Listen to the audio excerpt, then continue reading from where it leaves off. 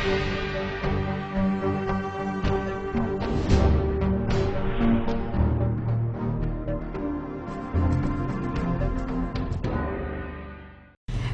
Vindhya times में आपका स्वागत है और आपके साथ मैं श्रेया हाजिर है आज की बुलेटिन की खबरों के साथ। पहली खबर की बात करते हैं। आज ही के दिन भारत के पूर्व प्रधानमंत्री स्वर्गीय राजीव गांधी का जन्म हुआ था। युवाओं के आदर्श राजीव गांधी देश को आधुनिकता की ओर ले जाने वाले प्रधानमंत्री थे। देश में कांग्रेस पार्टी सहित देशवासियों के द्वारा राजीव गांधी के जयंती के अवसर पर उन्हें नमन किया गया। स्वर्गीय राजीव गांधी नौजवानों और किसानों के हित में एक से एक योजनाओं के लिए जाने जाते हैं, जिसके तहत आज के युवा भी अब वोट देने का अधिकार रखते हैं, आज राजनीति में सक्रिय हैं। स्वर्गीय राजीव गांधी के द्वारा पंचायती राज व्यवस्था की नींव रखी गई। इसके साथ ही स्वर्गीय राजीव गांधी के कार्यकाल में सूचनाओं में क्रांति हुई और कंप्यूटर का एक नया युग देखने को मिला। रीवा में भी कांग्रेस कार्यालय के साथ साथ कांग्रेसी नेताओं के द्वारा स्वर्गीय राजीव गांधी को नमन किया गया। रीवा में पूर्व प्रधानमंत्री राजीव गांधी की जयंती के अवसर पर कांग्रेस शहर अध्यक्ष गुरमीत सिंह मंगू, ग्रामीण शहर अध्यक्ष त्रियोगी नारायण शुक्ला के द्वारा जन जागरूकता के लिए मास्क वितरित किया गया। इसके साथ ही कांग्रेस कार्यकर्ताओं के द्वारा सिरमौर चौराहा स्थित राजीव गांधी की प्रतिमा का माल्यार्पण भी किया गया। तो वहीं कांग्रेस नेता विवेक तिवारी बबला ने भी अमैया स्थित अपने आवास में स्वर्गीय राजीव गांधी को नमन किया।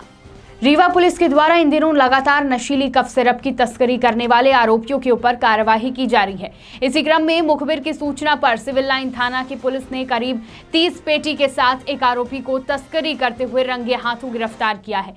मिली जानकारी के अनुसार सिविल लाइन थाना पुलिस को मुखबिर के द्वारा सूचना मिली कि रात तकरीबन 1 बजे रीवा शहर के होंडा एजेंसी के पास ट्रांसपोर्ट नगर में नशीली कफ सिरप की खेप उतारी जा रही थी।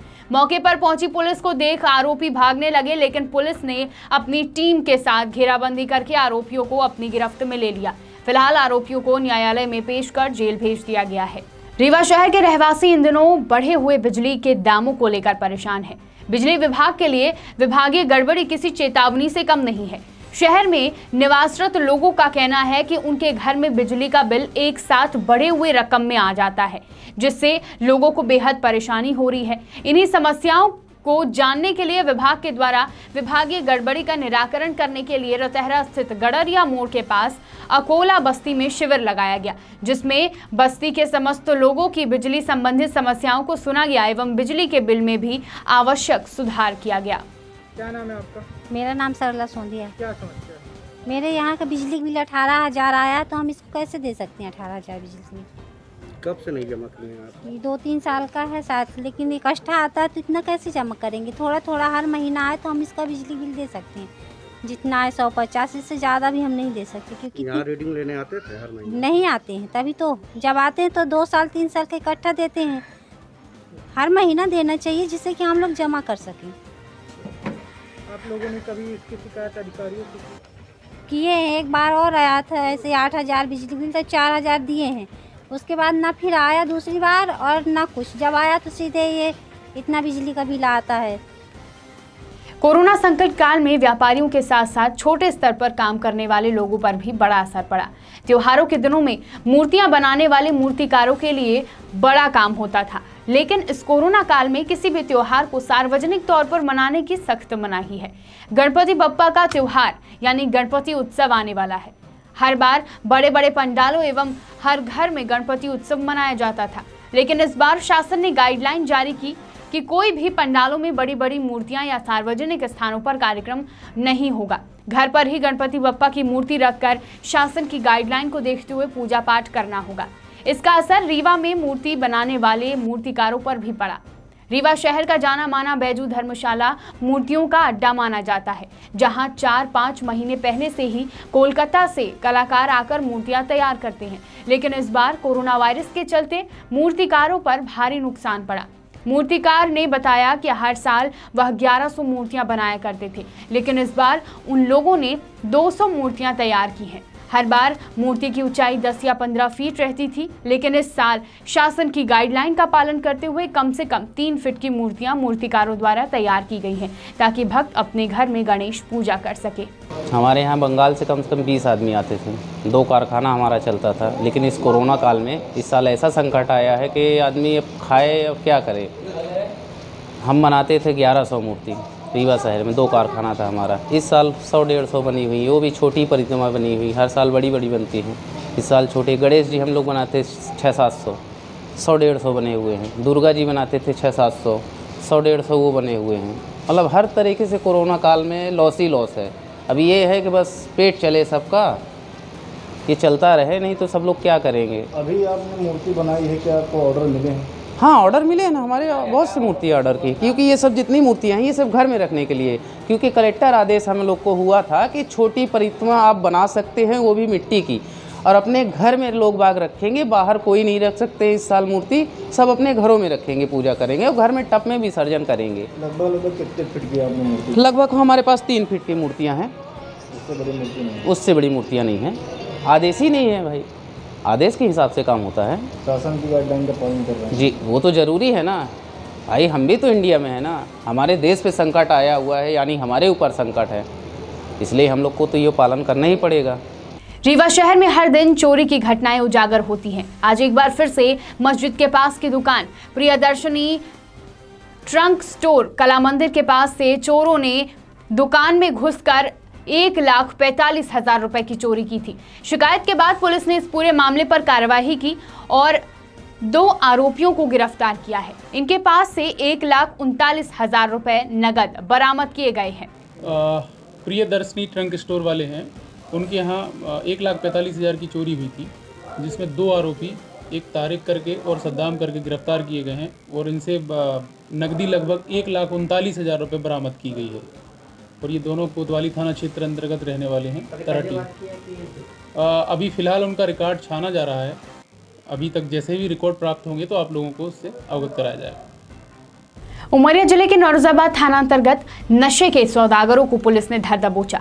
मिली जानकारी के अनुसार दिनांक 20 अगस्त को मुखबिर की सूचना पर कार्यवाही करते हुए ग्राम चंदवाड़ा में आरोपी विनोद परौहा व विनीत पांडे के कब्जे से ओनरेक्स कफ सिरप 34 नग कीमत 4,080 रुपए बरामद किया गया है। मीडिया को जानकारी देते हुए पुलिस द्वारा बताया गया कि इसके पूर्व भी आरोपी के पास से अवैध गांजा बरामद किया गया था, जिस पर कार्यवाही भी की गई और पुलिस ने इस वर्ष अभी तक एक अभियान के तहत नौरोजाबाद थाना के अंतर्गत 5 कार्रवाइयां NDPS एक्ट के तहत की जा चुकी है।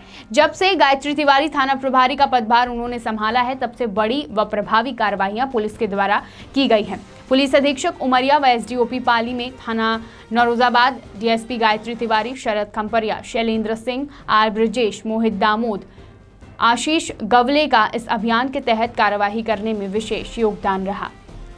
नौरोजाबाद से संदीप तिवारी की रिपोर्ट। मैम, जो आरोपी आज पकड़े गए थे उनमें क्या कार्रवाई की गई और कहां से पकड़े गए आरोपी? आज सुबह मुखबिर द्वारा सूचना मिली थी कि 2 लड़के विनोद परौहा और विनीत पांडे कोरेक्स की सीसी लिए किसी को देने के लिए खड़े हुए हैं सिंगवाड़ा मोड़ के पास। तो उसी सूचना पर से कार्रवाई की गई है, जिसमें दोनों आरोपियों के कब्जे से 34 नग शीशी बरामद हुई है और उसे जब्त कर गिरफ्तार कर उन्हें न्यायालय पेश किया जाए प्रकरण की सूचना दी है। इसके पूर्व में भी इनके कोई मामले हैं क्या? हमारे थाने में भी इनके पूर्व आपराधिक रिकॉर्ड प्राप्त नहीं हुए हैं, अन्य थानों में शायद कुछ मामले हैं। जहां इस कोरोना काल में होने वाले सभी आयोजनों को प्रशासन ने निरस्त कर दिया था, पर थोड़ी सी छूट ने 15 वर्षीय बच्ची वंशिका पटेल हत्याकांड या फिर कोई दुर्घटना का खुलासा पुलिस द्वारा नहीं किया गया। जानकारी के मुताबिक मृतका बच्ची के परिवारजनों ने आज पुनः अतिरिक्त पुलिस महानिदेशक शहडोल को शिकायत पत्र देकर न्याय की गुहार लगाते हुए कहा कि वंशिका पटेल की हत्या की गई है, इसकी निष्पक्ष जांच होनी चाहिए एवं हत्या का मामला दर्ज कर हत्यारों को जल्द से जल्द पकड़ा जाना चाहिए। वंशिका हत्याकांड में पुलिस अपने तरीके से जांच तो कर रही है, परंतु पुलिस के हाथ अभी तक कोई ठोस साक्ष्य नहीं लगे हैं। ग्रामीणों का कहना है कि क्या वंशिका को न्याय मिलेगा या फिर वंशिका हत्याकांड की फाइल किसी रद्दी टोकरी में दम तोड़ देगी। शहडोल मुख्यालय के ग्राम पड़रिया केशवाही चौकी थाना बुढ़ार जिला शहडोल में वंशिका पटेल उर्फ जिया का शव 3 जुलाई 2020 को राम किशोर पटेल के घर में बने सेफ्टी टैंक में संदिग्ध हालत में बरामद हुआ। उक्त घटना के संबंध में मृतक के पिता ब्रजकिशोर पटेल ने केशवाही पुलिस चौकी में घटना की सूचना दी। आज कई दिन बीत जाने के बाद भी मृतका के परिवार को न्याय नहीं मिल सका है। वहीं पुलिस महानिदेशक ने इस मामले में पुनः जांच कराने का आश्वासन दिया है। शहडोल से पंकज राव की रिपोर्ट। बताएं क्या समस्या है? जी, अपन पिछले बार 15 दिन पहले आईजी साहब के यहाँ शिकायत देने आए थे। मेरी पुत्री वंशिका पटेल, जिसकी मृत्यु 3 तारीख को हुई है, बगल के मकान में रामकिशोर पटेल शिक्षक जो हैं उनके यहाँ परिस्थिति जन्य तरीके से उसकी लाश मिली है सेफ्टी टैंक में, जो पूर्ण रूप से हत्या है, जिसको टीआई बुढ़ार द्वारा और चिकित्सकों द्वारा जो पीएम रिपोर्ट तैयार की गई है वो भी शंकास्पद है और आज दिनांक तक उसमें कोई कार्यवाही नहीं हुई है। तो मैं जल्द से जल्द इस पर कार्यवाही हो, मैं उसी के लिए आज साहब के यहाँ आवेदन देने आया था। हत्या का प्रकरण पंजीबद्ध हो और जो भी मुजरिम हो उनको सज़ा मिले। जी बताइए, आप किस मामले पे यहाँ आए हुए हैं शहडोल में?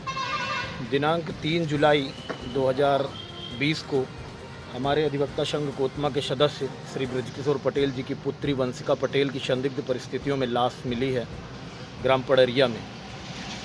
और परिस्थिति जन साक्ष्य स्पष्ट रूप से प्रमाणित करते हैं कि ये घटना पूरी तरह से हत्या है, लेकिन वहाँ के चिकित्सक और पुलिस थाना प्रभारी महेंद्र सिंह चौहान और चौकी प्रभारी, इन दोनों की मिलीभगत से ऐसा प्रतीत हो रहा है कि इस हत्या जैसे जघन्य अपराध को ये लोग दुर्घटना करार करने का प्रयास कर रहे हैं। और यदि इस संबंध में और इसी संबंध में हमने ज्ञापन दिया है, यदि इस संबंध में तत्काल कोई कार्रवाई आईजी साहब नहीं करते हैं तो हम आंदोलन सत्याग्रह के लिए अग्रसर होंगे। इसकी संपूर्ण जवाबदारी प्रशासन की होगी।